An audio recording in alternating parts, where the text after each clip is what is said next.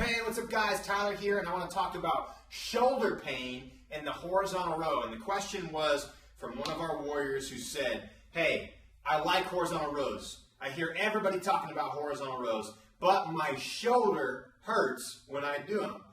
What other exercises can I do? And so, instantly, my response is, if something hurts, that doesn't mean it's the exercise.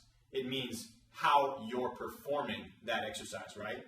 So, what we have to do is we have to make sure you're doing everything with perfect form. So I'm going to show you some common mistakes in the horizontal row that can potentially cause shoulder pain, that if you fix them, you will likely get rid of that shoulder pain, and then you can do all the horizontal rows you want. So don't get impatient and start doing dozens and dozens of reps and sets until you got your form dialed perfectly. So first of all, with the horizontal row, we want to make sure that the shoulder blades come back and down. So you can see this tiny motion here. See, my shoulders are forward. This is where a lot of people do their rows, shoulders forward. We want the shoulder blades back and down. You'll see how much motion that is. Watch how much my torso moves when all I do is pull my shoulder blades back and down.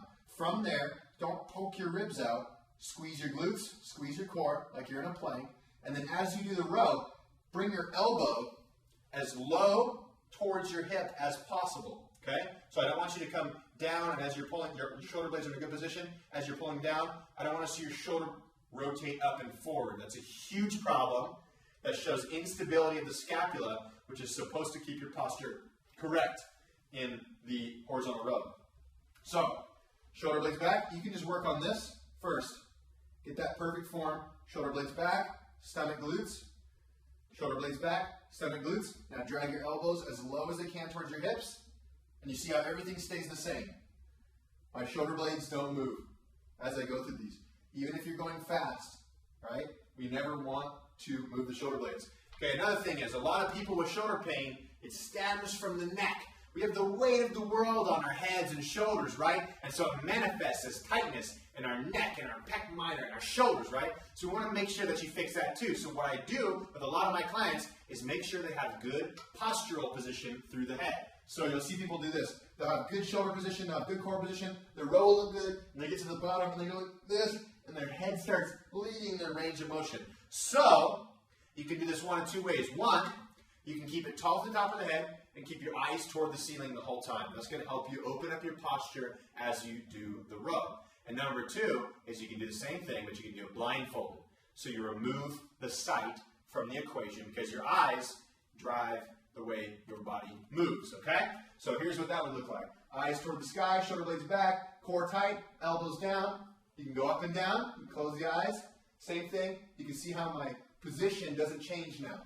From the tailbone to the top of my head stays one solid piece. And I'm pulling from behind the elbow, behind the shoulder blade. I'm not pulling from inside the shoulder socket right here or from the elbow and the arm. So the last thing I'll leave you with is that visualization that I was kind of just talking about, is thinking about, you want to think about your elbows coming down and back to make it happen, not your hands coming towards your chest. If you think hands towards chest, you're going to use mostly arm muscles, you're not going to use too much lat, you're going to ditch all the core muscles, and you're not going to get as strong, and you're not going to look as good from doing this exercise. But if you pull from behind the elbow, you're thinking about somebody's holding your elbow and you're pushing it back.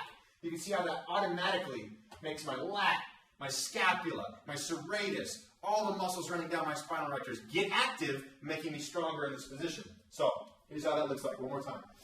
Shoulder blades back and down. Everything is down and back, stomach tight, glutes tight, core tight. From behind the elbows, that means shoulders stay back the whole time, and then we correct the posture, tall to the top of the head, and we do our rows like that. If you take your time, go slow, and master rows like that, I'll bet you anything that shoulder pain is going to disappear. If you guys dig this video, click the like button right there. Help me spread the warrior message so I can reach out to more people just like you who want to learn the proper way to work out at home. Thanks for watching.